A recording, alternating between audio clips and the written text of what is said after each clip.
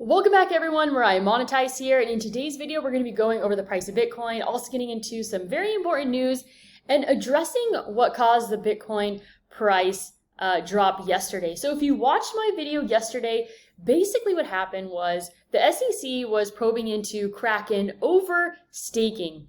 And so Kraken basically immediately reported that they have stopped staking.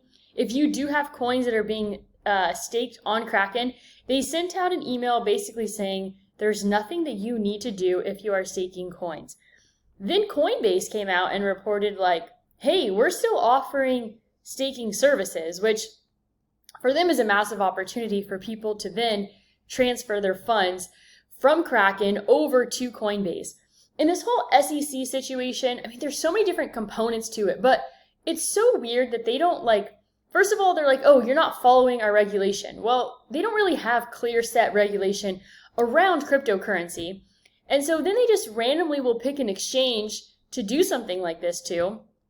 And then, for example, when it came to lending platforms, BlockFi was hit first. I think they were, fined 150 million.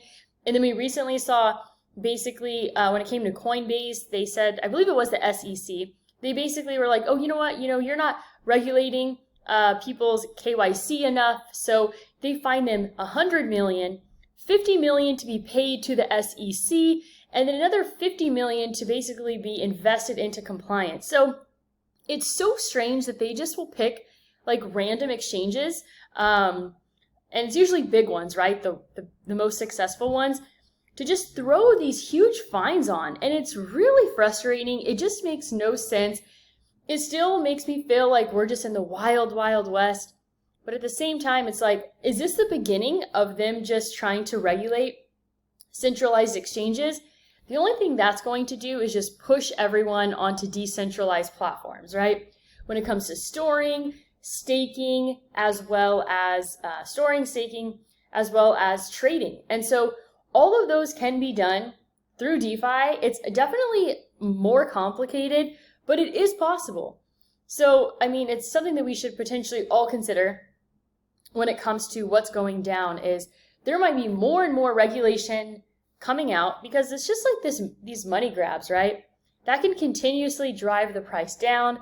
I mean, hey, it's a great buying opportunity, but at the end of the day, it might be important to realize that putting just an emphasis on DeFi and getting your funds off of exchanges, which we've already been preaching, but also becoming familiar with using decentralized exchanges as well as staking. So let's go ahead and get into some news here when it comes to cryptocurrency and the economy. This is a new one here. 2.4 million fleet of vehicles, 500,000 worth of office equipment, and 13 leased storage units whose containers still need to be assessed. FTX liquidators report exchange held 2.4 million fleet of vehicles. These numbers that come out, I don't really find them to be that interesting, like how much they spent on food, because being around, in Puerto Rico, I had a very small amount of exposure when it came to cryptocurrency companies, and the level of irresponsibility of these companies, raising a ton of money from an ICO and then spending like they've made it, was just disgusting. It was without even a product and being years away from a finished product. So here's some other news in the space. Just in, PayPal suspends crypto stablecoin development. PayPal held 604 million in crypto for customers in 2022, and that was basically revealed from SEC filings. Next week's CPI report is likely the most important event of the last year. After the strong jobs report, this CPI report decides if the Fed pivots. If CPI unexpectedly rises, we would form the biggest bull trap in history. For Fed pivot hopes to stay alive, CPI must fall. And I just liked this tweet from Michael Saylor. The caption was "Bitcoin is hope," because I love Bitcoin and I love sunflowers. Sunflowers just make me feel so happy. They're by far my favorite flower. When people are like, oh, what's your favorite color? I'm like, it depends. Are you talking about cars? Are you talking about clothes? Are you talking about the color of a house? But when people say, what's your favorite flower? I actually have a strong definitive answer, and that feels nice. So this isn't a meme stock, oil, or even egg prices. It's credit card interest rates. They've reached a record high in America. Pretty wild, 19.07%. So Coinbase says it continues to provide staking services following the Kraken news. Of course, they want to scream that from the rooftop. If you're staking coins on Kraken, you're not going to be getting that interest. Come to us, please. I mean, obviously a massive move there. Microsoft is ending its industrial metaverse team and laying off 100 workers. The metaverse team was formed 4 months ago. I mentioned this yesterday, but a Coinbase employee pleads guilty to insider trading. FTX founder SBF and other insiders, they're going to be subpoenaed. Kraken shutting down crypto staking. We knew about that already. And then Gemini and Genesis reach a $100 million agreement over earned program. This altcoin daily tweet says, seems like the worst is likely behind us. I feel like there's going to be at least one more thing. I feel like the shit show is not over yet. And for those of you, this is your first market cycle. Let me tell you what, this feels so much worse than the previous bear market. It seems so much heavier, and it seems like so many more people have been wiped out. So like last time, people were getting wiped out from BitConnect and USI Tech. But this time it's like people are getting wiped out from hacks, from stablecoins, Luna, from lending platforms, from exchanges. It's just like coming in every direction possible. Robinhood accidentally sold short on a stock and lost $57 million. How the hell does that happen? Let's see. The U.S. Treasury 2-year yield has hit 4.5% for the first time since November 30th. Pretty wild. So that's all when it comes to news. But let's go ahead and check in on the price of Bitcoin. So Bitcoin currently sitting at $21,554. Let's take a look here at the weekly chart. So let's see here. This is a weekly chart right here.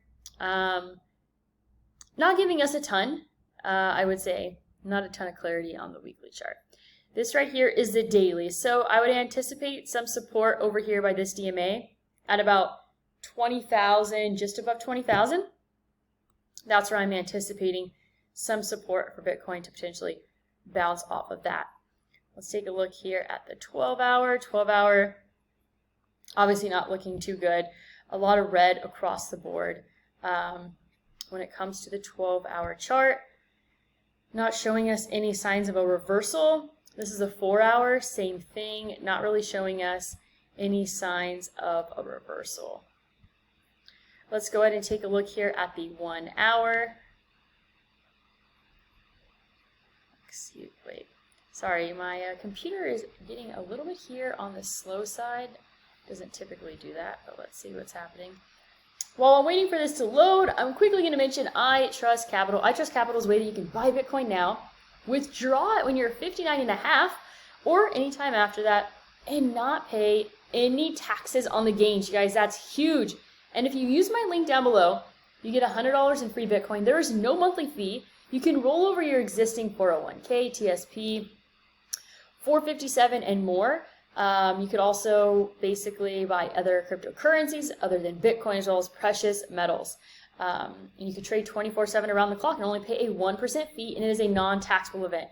Pretty huge. So like I said, go ahead and check out my link down below. Okay, this right here is a 4-hour chart.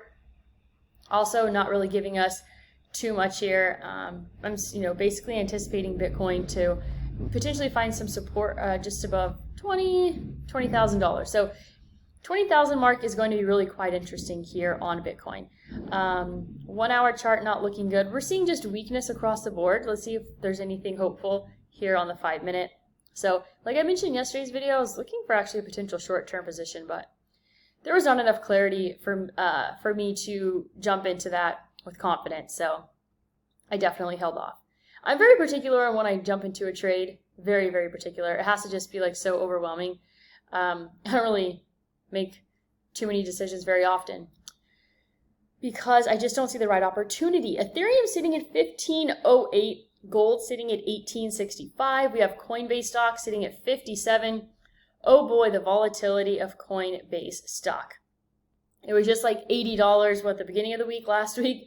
Litecoin sitting at 93.29. We have Filecoin sitting at 485. DOT sitting at 618. Link sitting at 687.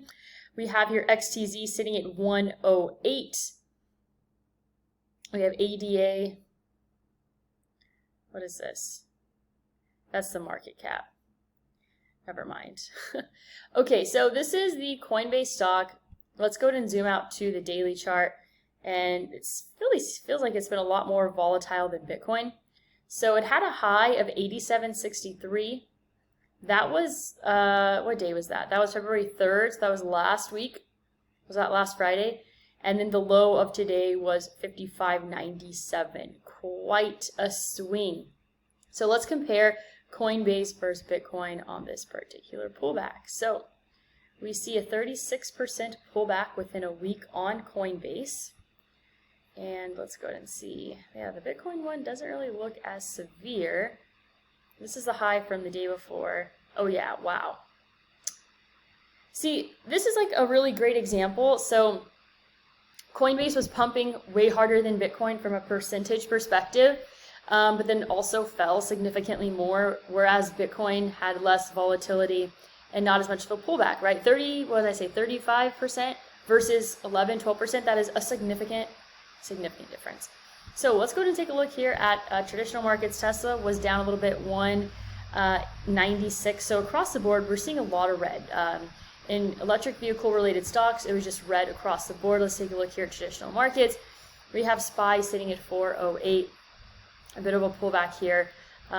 It's going to be interesting to see. I can see support over here at about 396. Let's see if it'll bounce off that and then make a higher high. Should be extremely interesting. Those CPI numbers coming out, I believe on Thursday, should be quite interesting. Let's take a look here at marijuana stocks. I would anticipate a lot of red across the board. We have Tilray sitting at 284. Actually, not as bad as I thought. I actually anticipated marijuana stocks to be down significantly more, but what I want to see here is there's still that correlation, right?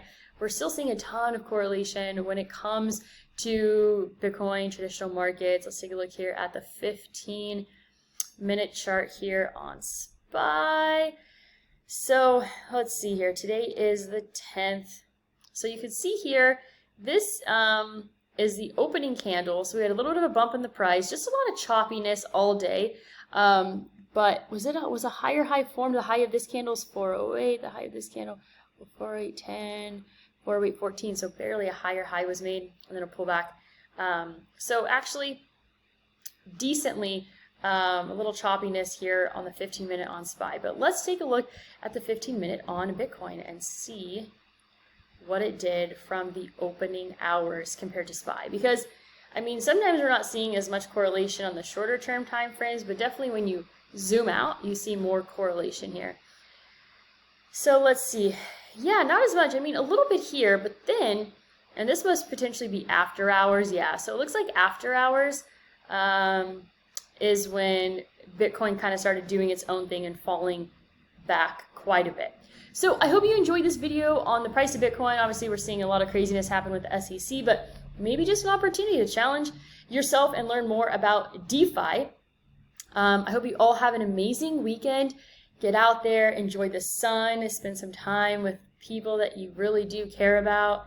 And yeah, it's obviously been tough out there, this whole market, the market conditions, but hopefully you're hanging on, because I believe Bitcoin is totally worth it. And you don't want to look back at this period of time and been like, I should have taken it more seriously.